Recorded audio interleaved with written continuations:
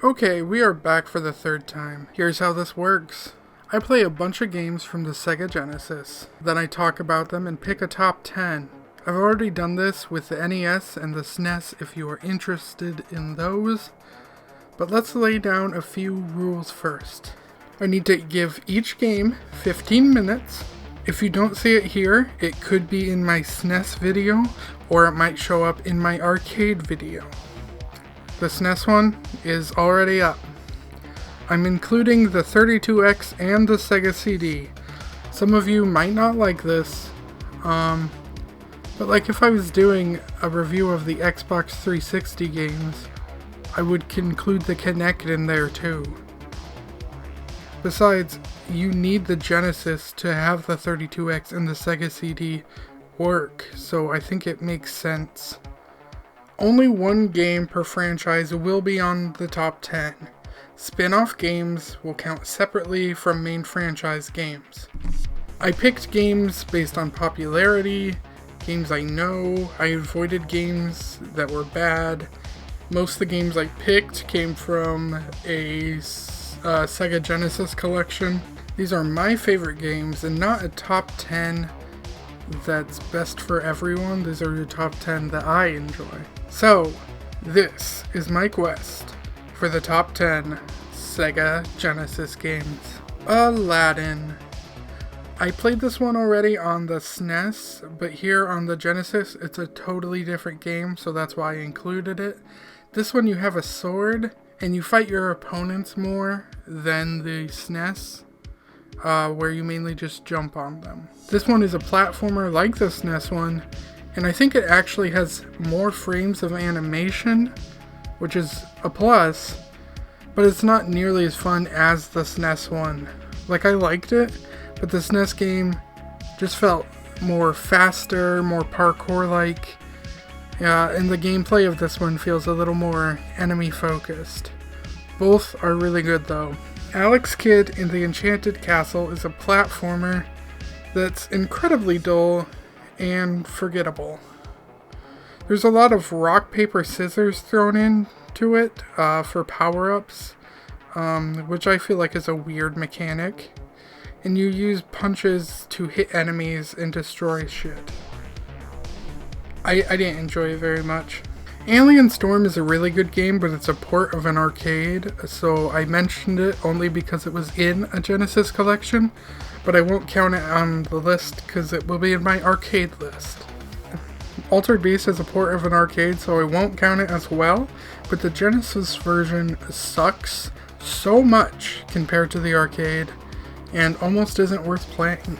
Batman, based on the Tim Burton film. This one looks good color scheme wise, but the sprites for sure need work. It does a good job of feeling like Gotham though. It's a beat 'em up, not a super good one.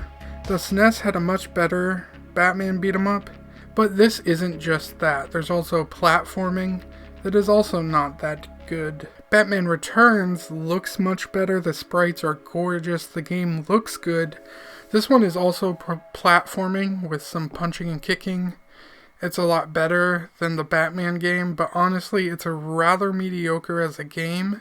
Like, it's alright, but it does not move fast or well enough to be good. Batman Returns on the Sega CD has some really cool cutscenes, and it seems to have a lot of driving in the Batmobile. It honestly looked cool, handled okay, but I did not get far in it. Clearly I sucked.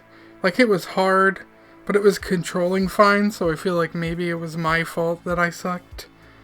Overall, it was okay. Beyond Oasis.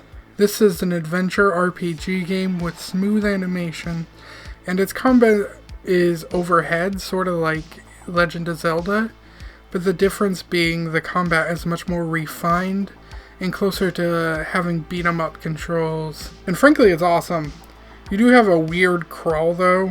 This game is for sure worth a play. It's a lot of fun. It feels fluid and well made. Biohazard Battle. This one is like a space shooter type thing, It's for sure not my kind of game, but it's well animated and it does play smoothly. Bonanza Bros is a fun game for 1 or 2 players in which you are thieves. You're stealing shit and trying to escape and dodge the cops. I honestly think this is a fun game, and when you get shot, it sounds like your dude says shit. Columns is a very basic puzzle game of matching 3 colors in a row. It's fine, but for sure not my kind of game. Columns 3 is similar, but has a story mode, I guess. Comic Zone, pretty neat idea. You're trapped in a comic book, you hop to different panels and fight enemies. But I'll be honest, the gameplay is only okay. The concept is unique enough for it to be worth a play, but the gameplay is only okay. Crackdown has nothing to do with the present series of Crackdown games. This one is about going through maps, shooting enemies, and placing bombs in locations. You have a time limit, and it's very arcade feeling. It's honestly a lot of fun, but I do have a big complaint. The game is just this tiny corner, and most of the screen is taken up by all this shit. And I guarantee all this could be on the screen and fit better. Like, the game isn't even half the screen. Not even half. How is that okay? Decap Attack is like a spooky themed platformer where you're a mummy monster thing and you fight enemies from the end of the stage to the next. The music is good. Art is good. Its gameplay is stiff and a little slippery once you get going.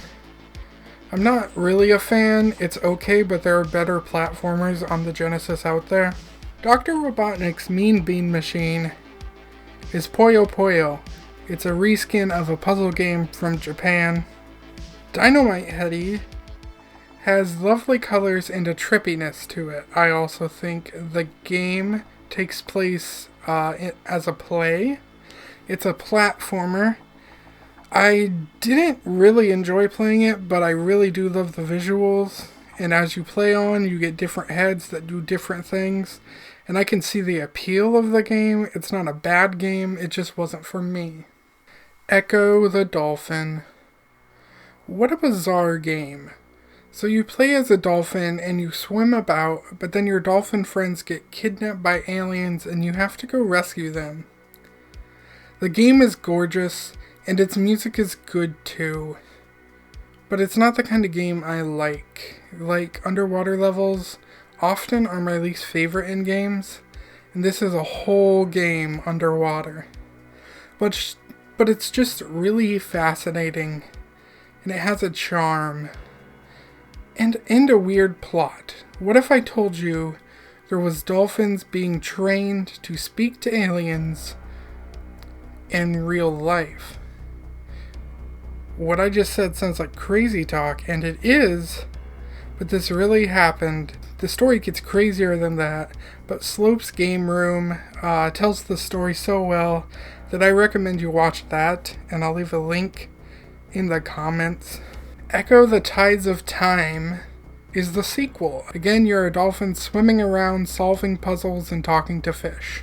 But it also has these unique stages that allow you to time travel. The dolphin video game market is far more complex than just dolphins swimming, apparently. eSWAT. You are a cop who's shooting dudes, and you can eventually become a cop in a robot suit. This game wanted to be Robocop so fucking bad, dude. It's not honestly that bad. If you like games sort of like Shinobi, this will fall into the same kind of category. Fatal Labyrinth. This game sucks. I didn't like it. I didn't enjoy the bottom screen telling me what's happening. I want to be able to see that shit happening. Flicky is technically in the Sonic universe. The birds in Sonic's universe are flickies, and they come from this game, in which you grab chicks and take them to a door without being eaten by cats. It has a very old school Namco type feel to it. Like, it's very arcade. It's okay. I for sure didn't want to play it long though, but it wasn't awful. Gain ground is super fun. Your goal is to clear the stage of enemies or make it to the exit with all your people before time runs out. You also pick up new characters along the way, and each character does something new. It's fun, quick, arcade-like, and can be played 2-player at the same time. Now the bad part of the game is that it looks like shit. It looks like absolute shit. It's an ugly ass game. Let me show you a screen, and here's an epilepsy warning, because this is gonna be gross. Look at that. That's awful. How dare they? But yeah, this game is actually good. Galaxy Force 2. It's an on-rail space shooter. Not my thing, but it looks good for the time. Gauntlet 4 continues on the Gauntlet games and plays just like the others, but looks a little better. It's worth a play, and it's fun. Golden Axe is a fantasy beat-em-up, and it plays well. I really enjoy this whole series, and I have a video of me and Ashley playing through the games. Golden Axe 2 plays even better and has a lot more going on. It's the best Golden Axe game on the Genesis. It is different than the arcade Golden Axe 2, which is an entirely different game. Golden Axe 3 takes those characters you know, gets rid of them, and then adds characters so similar it makes you wonder why they did that. It does add new things, like the best part is branching pathways, so replayability is there, but it's not as strong as the second one. Gunstar Heroes. I'm not really into run and gun games. I don't like so many of them. Gunstar Heroes was apparently an exception though, as I found myself having fun, and the variety and different weapons got me enjoying this. If you like Cuphead, I feel like you might like this too, as I kept comparing this game to Cuphead. Kid Chameleon. This dumbass kid gets sucked into a video game and collects power-ups that give him different abilities. It's a platformer, not a very good one. Literally one of my least favorite I've played so far. Knuckles Chaotix. This game is not as bad as everyone says it is. Is it good? No. But I still had fun with it. The main gimmick is that the characters are connected to each other and have to use each other to progress. Do I enjoy that? No. But I do enjoy Knuckles and the cast of Sonic characters introduced in this game. This isn't the fast-paced Sonic speed. This is a much slower game, with pretty colors and the special stages. Team Chaotix is here, and so is Mighty the Armadillo, so that's cool.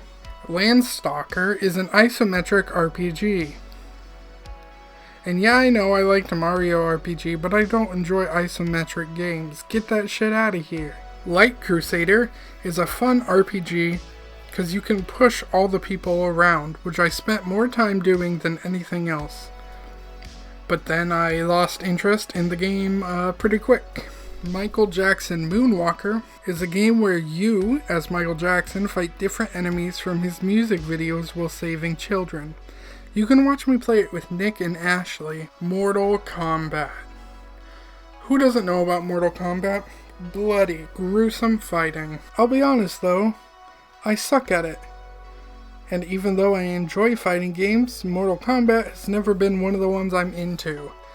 My main complaints come from memorizing fatalities for each character, to not feeling like it took the input I wanted, to movement feeling sluggish. I for sure get the appeal, but I'm the weird dumbass who doesn't enjoy Mortal Kombat that much. Mortal Kombat 2 already leaps ahead of the first one, but I keep entering a problem where rather than learning to fight well, the game seems to want me to spam the same 2 or 3 moves over and over again if I'm to do well, leaving all other moves almost useless. At least for me. I'm sure if I spent a ton of time on it I could do more, but I don't want to on this game. Mortal Kombat 3. I'm seeing more fatalities, level transitions, and overall a faster, more smoothed out combat. I think I like this one best, but it's still not for me. Night Trap. It's a cool concept. You watch a party that's FMVs, and you know there are people coming in to hurt and capture the guests. So you gotta listen for codes and use those codes to trap the villains and save everyone in the home. It's really interesting and worth a play. I can't say I loved the gameplay, but I did love the actors and the cheesiness of all the lines. Hi, Eddie. Bye, Eddie. Nice of you to drop by, Eddie. Oh, and let us know when you want to die, Eddie. Phantasy Star 2 has some lovely pixel art and is an RPG. Set in space. Fantasy is spelled with a P here instead of an F. And has anime-type characters. I really enjoy how it all looks. But then the gameplay hits, and it's a little too dated for me. It took me like 5 minutes to figure out how it worked, and once I had it down, I was not very interested. Phantasy Star 3 looks nice, but doesn't feel as space-like as the first. And honestly, look at this combat screen. I hate it. Phantasy Star 4, I think I enjoyed this one most. I like the characters, I like the story, I like the comic book, anime-like cutscenes. And even the combat felt the best to me, although words are now symbols, so I don't like that. If I was to play through one though, it would be this one. Punisher is a beat 'em up where you play as either Punisher or Nick Fury. It can be 2-player. The best thing about it is sometimes you use a gun, which is neat, but I'm not a fan of the sprites and the gameplay's only okay. There are far better beat 'em ups out there.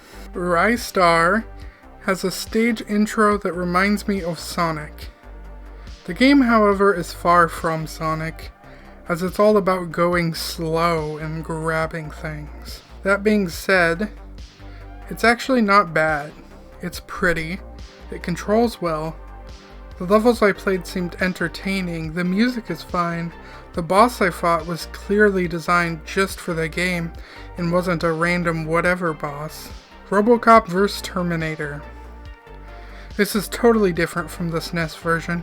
This one looks great and has tons of gore. I feel like this is what eSWAT wishes it was. Now, there are some complaints. Robocop is slow, but on ladders, oh my god, is he speedy. And also my first encounter with the Terminator was not the most cinematic of fights. But other than that, I was really enjoying this game and all its different weapons. Shadow Dancer is part of the Shinobi series of games, despite it not saying that. The game, similar to the original, where you save hostages and you die in one hit, while carefully moving around the stages, throwing ninja stars, and killing enemies. The thing that makes this one stand out, though, is you have a dog sidekick who can grab enemies for you for quick kills or tricky hostage situations. I do like this game, I just wish you didn't die in one hit and that you were a little bit faster. Shining in the Darkness. This comes before Shining Force and has characters from Shining Force like Dark Soul. It is, however, its own thing. You are tasked to save a princess, and you can go to town to gather items for it. The art is honestly good, I love pixel art, but the gameplay is wandering through these mazes with random encounters from enemies, so yeah, that's not my cup of tea. Shining Force is a wonderful strategy RPG, which you build a team and go on many battles. I did a whole 35-minute video on it, you can check that out, but yeah. It's a really fun strategy RPG, and I played through the game multiple times. Shining Force 2 is the sequel, also a strategy RPG. It plays well too. I did a video on which was better, so you can watch that if you want to see how I came to this conclusion. But I decided the second one is better, and honestly, they are both really good though. It's a comfort RPG. Shinobi 3. Hell yeah, boys, we got smooth animation and a health bar in a Shinobi game. This one plays better than any of the others. I do miss the dog, though. Snatcher. This is an old Sega CD visual novel that's a cyberpunk game with inspiration from Terminator and Blade Runner. How could I not love it? It has fun characters, gorgeous art, and even brutal imagery. It is mainly just a visual novel, but there are minor shooting sections. It is also fully voice acted. And I should have a video out on it as well. Sonic. Do I even need to explain this one? This is Sonic, the fast as fuck hedgehog. He's all about speed. Well, the first one isn't always. It starts that way, but then it gets slower. Sonic 2 adds a spin dash and is designed much better for speed. It also brings in Tails. And, like the first one, an amazing soundtrack. The Sonic games are so good. Sonic CD is the weird one of the main games. Its music is different, level layout is different, it deals with time travel. I know many people either don't like this or they love it. I'm in the camp of absolutely loving it. It's really fast, it introduces Metal Sonic and Amy. I love the music, I love the time travel. It's just such a weird take on Sonic. I made a video on it, and how I believe this game is what led to .exe. But yeah, I love this game. I have a video of me playing all the Sonic Genesis games with my friend Michael and Ashley, if you are interested. Sonic 3 takes the games that came before it and blends a mix of their level layouts perfectly to make it great for fans of all those games before it. It introduces Knuckles and is just a kick-ass game. Or should I say games. Sonic 3 is two games, Sonic 3 and Sonic Knuckles. You had to combine the cartridges with something they called lock-on technology to get the full game. You can play as Sonic, Tails, or Knuckles, and all of them are fun and have their own advantages and disadvantages as well. Well, I guess I don't know if Tails has a disadvantage, but yeah, this one is really good.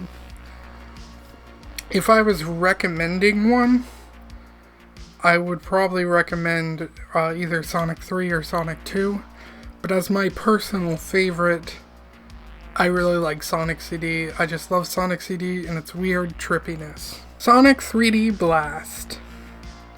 It is neither 3D nor a blast. It is kind of a shitty isometric game. I don't like isometric games. You kill enemies, they release flickies, and then you return the flickies to a ring. Tails and Knuckles are also there, and they take your rings. I only played 30 minutes, so I'm not sure why they take your rings. The biggest issue is you are so slippery, almost like you're on ice, and the isometric view makes jumping on enemies a pain in the ass to figure out if you'll even hit them. Sonic Spinball is pinball, but with Sonic. Space Harrier 2. It looks good for the time, but it's an on-rail shooter, and that's not my thing. Also, the music sounds like baby music. I don't know how else to describe it.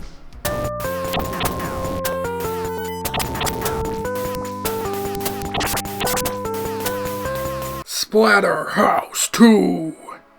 It's a lot like the first one from the arcades. In this one you fight and you kill monsters to save your girlfriend. It's a bit slow, but I really enjoy it and it feels like an amazing entry to the series. It is hard though. Splatterhouse 3. It's a beat 'em up maze where you are in a house and you have to fight to the next floor of the house with time running out, which requires you to look at the map, figure out your way, and attempt to get there. And sometimes there are secret ways. I love this one. I feel like the originals are classics, and I recommend you play them first. But this one is my favorite Splatterhouse game in general. It's a cool concept. My biggest issue is that there are things designed to waste your time. Like if you get knocked down, you take forever to get back up. Star Wars Arcade. You fly an X-Wing and you fight waves of enemies. You also fly across some trenches. This must have been mind-blowing back in the day. I mean, now it looks dated, but but for the time, it was probably awesome. Is the game fun? No, not really. But it's a super cool novelty, and it flies and shoots better than Rebel Assault games. Plus it isn't on rails, which is a bonus. Star Wars Chess. This is not the chess type game you see them play in Star Wars, rather this is literally just chess with Star Wars characters.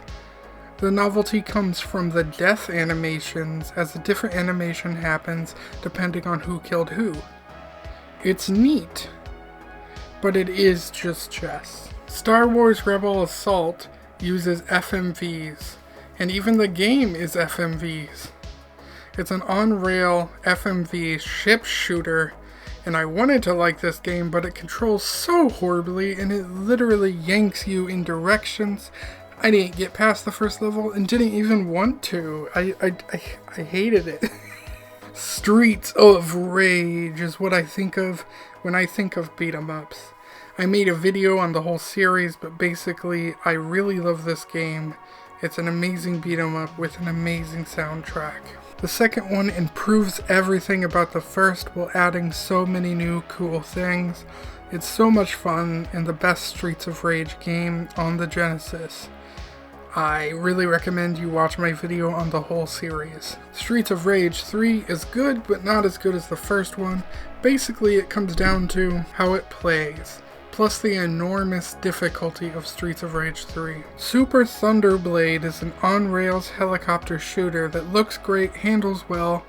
Gotta say though, I'm not into on-rails shooters. Sword of Vermilion is an RPG. It looks fine, has cool sound, but I just played a ton of fantasy RPGs, and this one was not adding anything special enough for me to want to keep going. Teenage Mutant Ninja Turtles Tournament Fighter is a totally different game than the SNES version and includes different characters. I like the art style and the bizarre backgrounds more, but I gotta admit the SNES one plays better and is a much more solid fighter. Teenage Mutant Ninja Turtles The Hyperstone Heist plays like the arcade Turtles or Turtles 4, but it's on the Genesis. It's a Genesis exclusive and I love it. I ended up playing through the entire game. I love how each boss had a special way to beat them and it was handled like really well. And I love that you have a dash in this game, and I wish dashes were in more beat-em-ups. Tatsu from the movies is here, and so is Super Shredder. Anyway, I love this game. It's worth playing. It's not as good as TMNT Arcade or TMNT Turtles in Time, but it's literally the next best thing and falls into the exact same category as those games. The Revenge of Shinobi. It's another Shinobi game. You do have a health bar, but this one, again, kinda slow. Is it good? Yeah. But is it the worst Shinobi game I've ever played? Yeah. Toe Jam and Earl is the most 90s game you could possibly have. It seems to be sort of like a collectathon as you walk around and grab your ship parts. It's rather neat and you can play 2-player. The sequel, Toe Jam and Earl Panic on Funkotron, seems to focus more on platforming and attacking children with baseballs. I gotta say, I don't like it as much, but to each their own. Also, what is this?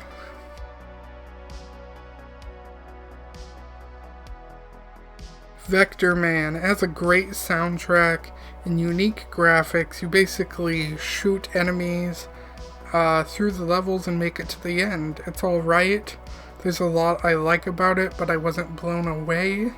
Vector Man 2, the coloring, shading, and jumpability are really good here. I'd say this one's better than the first one. Virtua Fighter 2, this is a weird port of it for the Genesis for some reason. And yeah, even though it is impressive, why would I play the 2D version of the Genesis when I could play the 3D one? Wonder Boy 3 Monster Lair is a platformer where you shoot with your sword. You know, you don't use your sword as a sword. It's kind of forgettable. Wonder Boy and Monster World, I couldn't figure out how to play. I don't know what was going on, but I did not get far and I did not care enough to learn to get far. X-Men 2 doesn't have a main menu. It just randomly starts you out as a member of the X-Men, and after you die you could pick an X-Men. It's a platformer with a bit of combat, but like the one-hit kill kind, not like the beat-em-up kind. It's alright. Weirdly, I like playing as Nightcrawler best, which is crazy, because the game has Wolverine and Gambit and Psylocke, so why would I pick Nightcrawler? But hey, he felt the best to me. Well, that is that. Let's head to a new screen and start eliminating these games now until we have 10. Hello, everybody. I thought this would be more visually interesting than last time, where it's their covers now. So if they didn't make it, I'm gonna throw them in the know. Let's do this. No. No. No. No. No. No. No. No. That can stay. No. No. No. No. I'm so sorry about my computer. It is like, no. No. No. No. No. Maybe. No. No. Maybe. No. No. Golden X2 is the best of these three, so I'm keeping that one.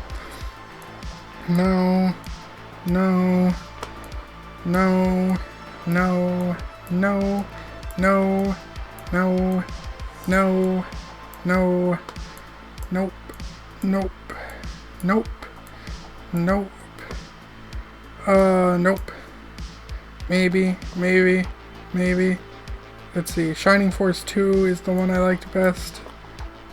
So we'll get rid of Shining in the Darkness.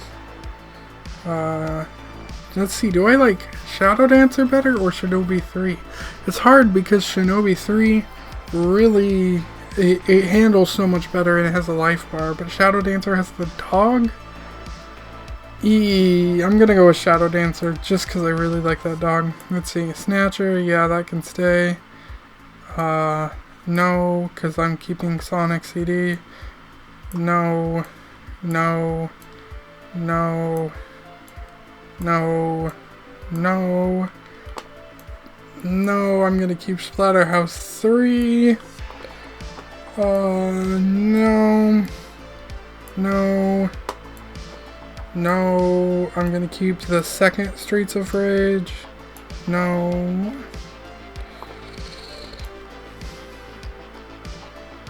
No. Let's see. Sword of Vermilion? No. Hyperstone Heist, that can stay. Do I have two? I have two of the Hyperstone Heists in here. Whoopsie. Let me delete one. All these can go. I think all this can go. Yeah, all this can go. So let's just take that. Put that in the no. What do I have left? 1, 2, 3, 4, 15 minus that, so 14 items. So I gotta get rid of 4. Let's see, what should I get rid of? Echo can go. Gotta get rid of 3. E-SWAT can go. I already have Robocop vs. Terminator. So I gotta get rid of 2.